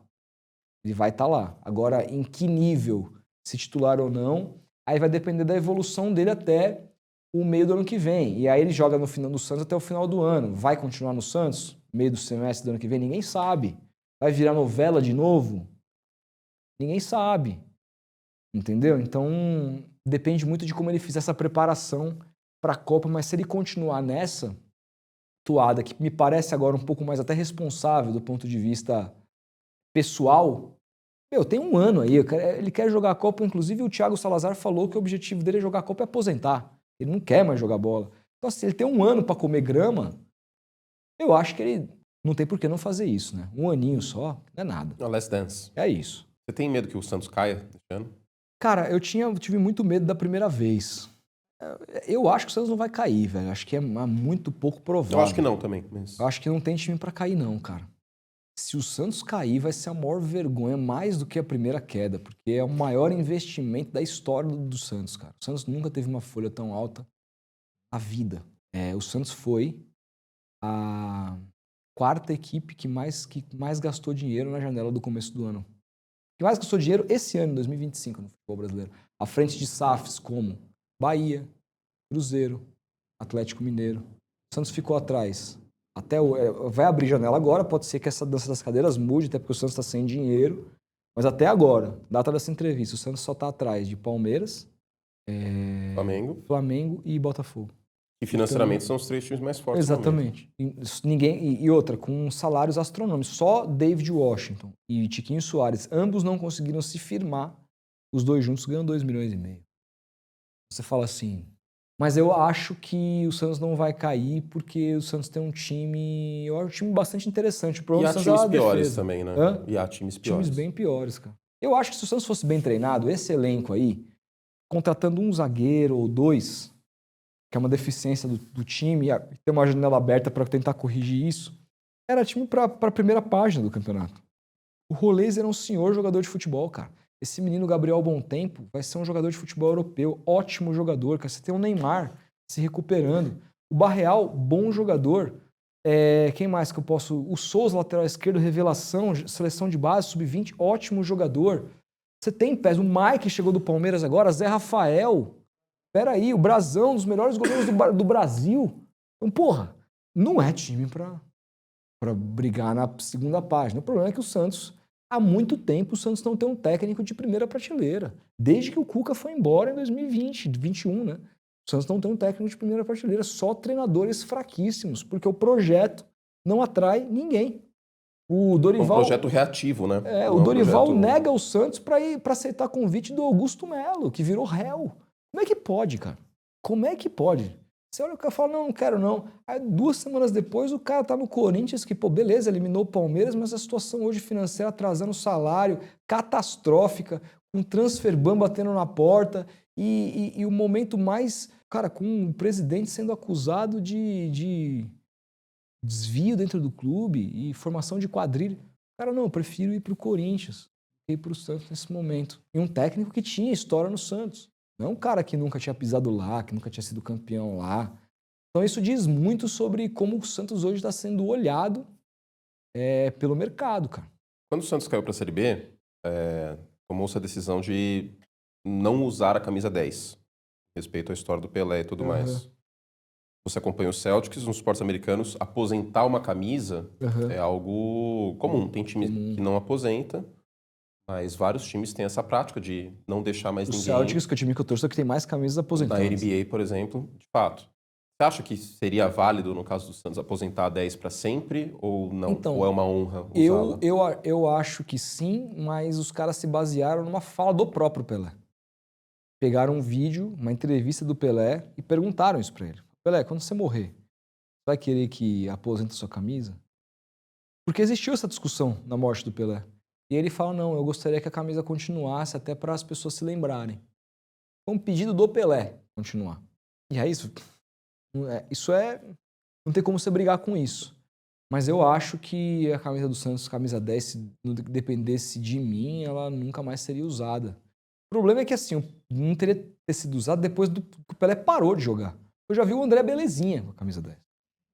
Aí, irmão, tio, aí agora, vai aposentar agora que o cara morreu? Era pra ter aposentado no dia que o Pelé, aquele dia lá, que ele ajoelhou na Vila Belmiro, contra a Ponte Preta. Ele aposentou no meio do campo, acabou ali, nunca mais ali ninguém tinha que vestir a camisa 10 do Santos. Vai vestir outra, mas camisa 10 não.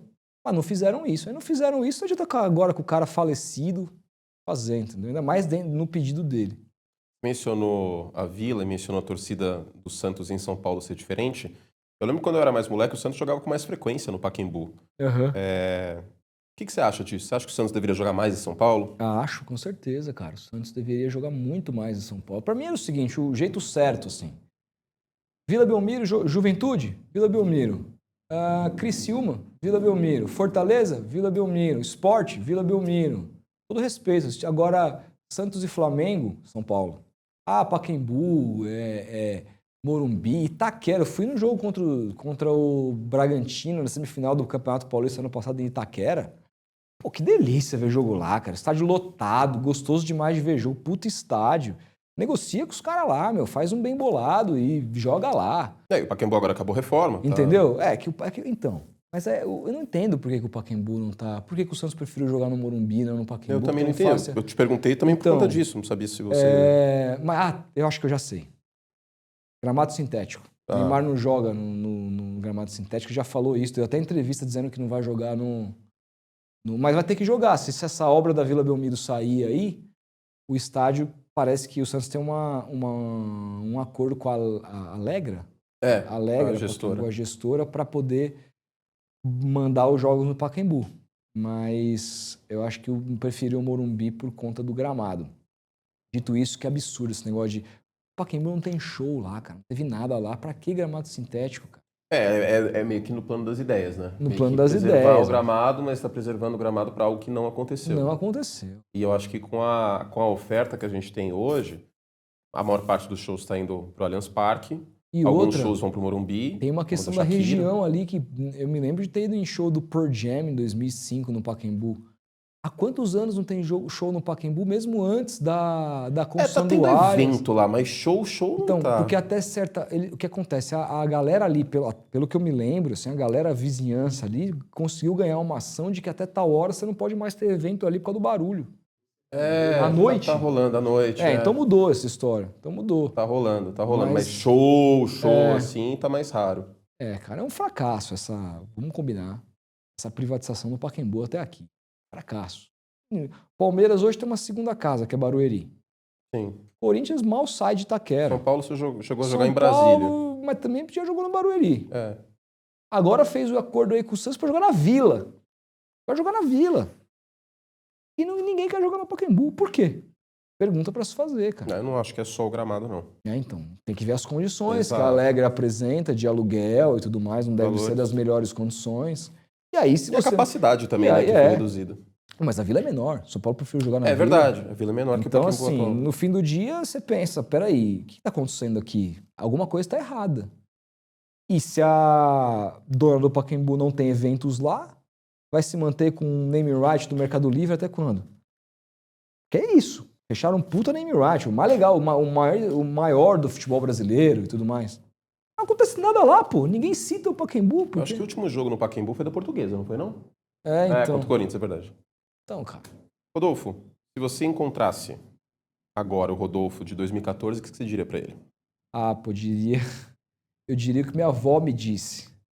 Fica tranquilo que Deus tem um plano pra você. Eu não acreditava, assim. Queria acreditar, mas parecia que as coisas não iam dar certo, não, cara. Parecia que não. Chegou no momento ali que eu falei, acho que essa minha vontade de ser jornalista esportivo aí, infelizmente, não vai virar. Você tinha um plano B? Não tinha plano B. Meu plano B era arrumar um emprego em qualquer aí, trabalhar, levar o pão, assim. Não tinha muito... Sei lá, às vezes você se encontra numa outra função, cai numa empresa que você acaba se dando bem fazendo tal coisa. Mas quando eu trabalhei 3 anos em agência, assim, de publicidade, eu fui 3 anos infeliz. Me lembro de todo domingo que eu chegava à noite, assim, começava a rodar o Fantástico, assim, já batia uma depressão fodida de saber que 7 horas da manhã eu tinha que estar em pé para ir falar com pessoas que eu não queria falar e sorrir para pessoas que eu não queria sorrir e conversar sobre coisas que eu não queria conversar. E ali, tipo... Ali já foi até um pouco da melhor fase, porque eu tava trabalhando até, porque teve uma fase que antecedeu ali, que eu tava desempregado. Então, cara, eu passei por maus bocados mesmo, assim, de tipo, não ter grana pra sair pra comer um McDonald's, assim. De não ter como sair com os amigos, de tipo, e eu nunca gostei de viver na bota de ninguém. Eu fui muito orgulhoso com relação a isso. Ou eu tenho grana pra me bancar, ou eu não saio, eu fico na minha. Então, até meus pais me ensinaram a ser assim. Então, chegou um momento ali que falei, mano, não sei não o que tá reservado. E graças a Deus hoje, cara, assim, se terminasse aqui, eu estaria bastante satisfeito com a minha trajetória. Conselho você daria pra quem tá numa situação assim agora? Sei lá, sem emprego, meio que sem esperança? Cara, velho, acaba sendo clichê porque no fim do dia não existe garantia de nada, assim. Vou falar pro cara, não desista. Eu falaria pra mim, não desista, vai que vai dar certo. Mas, mano, não sei se é o melhor conselho pra dar. Às vezes você tem que desistir também de uma coisa e ir pra outra. Eu não sei se... Cada caso é um caso, né? Cada caso é um caso, cada situação é uma situação. Eu não sei se eu teria insistido mais um ano se eu não tivesse vingado esse vídeo do esporte interativo. Não sei se eu teria tentado de novo. Talvez ali fosse quase que a minha última cartada. E foi, entendeu? Eu não sei o que teria vindo depois. Então, depende, cara. Às vezes também desistir pode ser bom pra você não ficar preso a uma coisa que nunca vai virar, porque infelizmente eu gostaria muito de dizer, nunca desista dos seus sonhos, uma hora você chega Mas lá, não é assim a vida real, fase né? do Ayrton Senna, mas a vida real, irmão, é injusta pra caramba. Do mesmo jeito que eu me achava injustiçado por ver gente trabalhando no meu meio, que eu considerava inferior, em termos de potencial, hoje eu vejo gente superior a mim, em termos de potencial, também numa situação difícil, cara. Então não tem regra, não tem fórmula. É o Brasil que a gente vive, um país desigual que não tem oportunidade para todo mundo, infelizmente. Por isso que eu sou um cara engajado politicamente, porque isso me mexe comigo ainda. Eu queria ver o Brasil, inclusive o espectro da minha ideologia, ter mais um plano de país mais consistente, sabe? Coisa que a gente pudesse se enxergar daqui 30 anos mais bem desenvolvido e com todo mundo com uma educação muito acima do que tem hoje, mas existe um projeto, pelo contrário, de deseducação, um projeto de ignorância, para que cada vez mais a população seja pura e simples massa de manobra para servir o interesse de poucos. E é por isso, por exemplo, que eu nunca abri mão de falar sobre política no meu canal, mesmo perdendo dinheiro, marcas e tudo mais, porque aí sim, se eu não fizer isso, aí não faz o menor sentido pra mim, entendeu? Eu sempre termino as entrevistas fazendo o pulo para frente agora. Se você pudesse deixar uma mensagem para você mesmo, para você assistir daqui 10 anos, que mensagem seria? Uma mensagem pra eu deixar pra mim mesmo de 10 Uma anos? cápsula do tempo. Putz, cara, difícil, velho. O que eu diria pra mim pegar daqui 10 anos? Eu diria, cara, agora as coisas começaram a virar de um jeito mais rápido. Meu canal falando sobre o Santos, muita oportunidade rolando. E eu sinto que eu tô num lugar da carreira que daqui a pouco pode dar um estalo e as coisas mudarem muito rápido em termos financeiros, em termos de estrutura do próprio Futeboteco, e eu tenho muita esperança de que isso é questão de tempo. E eu gostaria de dizer para mim mesmo, esse cara que talvez lá na frente a gente luta por isso, mas a gente não sabe, que seja mais bem sucedido e tudo mais, que nunca deixe de... Nunca perca a essência no quanto valoriza a família, no quanto valoriza os amigos, no quanto valoriza as coisas simples, inclusive, porque às vezes a gente é muito canibalizado por oportunidades que a gente não podia ter antes e aquilo acaba se tornando normal no dia a dia, quando antigamente você precisava, sei lá, baixar um joguinho safado no PlayStation para você ter um final de semana feliz. Como assim? Eu me lembro que quando eu não tinha porra nenhuma, eu tinha que me contentar com as pequenas alegrias que eu tinha ali. Eu me lembro que uma vez eu fiz um trabalho para um amigo, um trabalho que me custou um mês. Ele falou, cara, me chamaram para escrever uma editora, uma revista inteira sobre vampirismo. E aí o cara despejou 15 livros na minha mesa e eu tinha um mês para escrever sobre o vampirismo literário, e era uma revista de 100 páginas e vampirismo, inclusive, existe uma distopia, uma doença vampírica, inclusive energética, que algumas pessoas mais espíritas falam. Você já percebeu aquele cara que suga a tua energia? Esse cara é um vampiro, só que de um outro lugar e tal. Então tem vários tipos, e tem os loucos que acreditam que precisa de sangue para sobreviver, tem uma gente meio doente nesse sentido. Mas eu tive que fazer uma revista de 100 páginas sobre isso, debruçado um mês sobre um monte de livro, e eu me lembro que eu ganhei R$ 1.800 depois desse trabalho. A revista ficou linda, perfeita, puta material de pesquisa, e eu ficava o dia inteiro trabalhando. Eu comprei um PlayStation, cara. Na Um, época, dois, três, o quatro. 4 da Quatro. época, na época era o 4. Comprei um PlayStation e fiquei jogando The Witcher 3. E aí... Eu gostei que teve uma lógica, né? uma lógica, né? Ele que era um bruxo, né? Não um vampiro. Mas pertinho. Pertinho ali. Então, matava. E eu lembro que, putz, cara, fala assim, pô, mas por que você fez isso? Porque, cara, falei, se eu pegar R$ 1.800 aqui agora, que é uma receita que entrou e vai sair, gastar com cachaça, eu não vou ver. Eu vou jogar o joguinho que eu quero jogar, vou ficar aqui na minha e tá tudo certo. E eu era feliz ali. Eu lembro que, pô, tive finais de semana mega felizes jogando Witcher 3 em casa. Que até hoje o jogo, que pra mim é um jogo mais legal que eu gostei de jogar. E hoje não, cara. Hoje parece que você tem...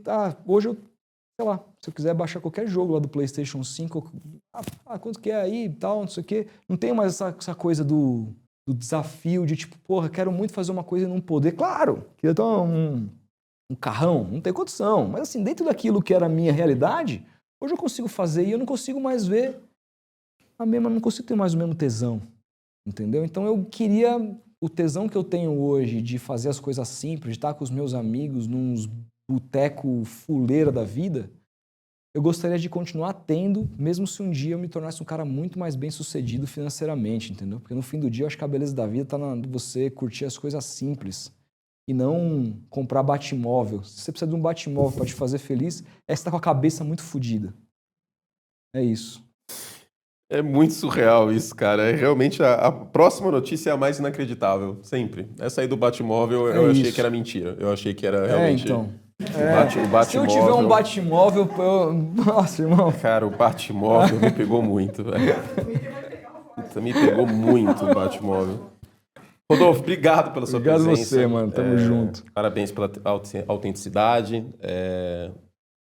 E é isso, cara. Parabéns aí pela trajetória, pelo Futeboteco. Acho que é um jeito necessário. Eu acho que clichêzão falar um jeito diferente de falar do esporte, mas é um jeito necessário, cara. Acho que é um jeito conectado com o público e fala o que as pessoas querem ouvir. Então, acho... Obrigado, cara. Seguimos lá aprendendo todos os dias, sabendo que não dá para achar que achamos o caminho. A internet é um caminho que ela precisa ser reinventado todos os dias. É os desafios de trabalhar com isso. Mas, cara, poder hoje ter companheiros como eu tenho lá, sócios como eu tenho lá, que são irmãos para mim, pessoas que eu confio demais e poder ser dono da minha liberdade, nesse sentido de falar sobre o que eu quiser falar, entendendo que tem ônus e bônus para tudo, mas eu podendo decidir por mim, não tem alguém, você vai por esse caminho, não. Isso para mim já é uma coisa muito gratificante. É isso, gente. Lembrando, coloque nos comentários aí quem você quer ver aqui no Além das Linhas. Não se esqueça de se inscrever no nosso canal, deixe o seu like e até a próxima. Da minha parte, fizemos todo o estrago que podíamos.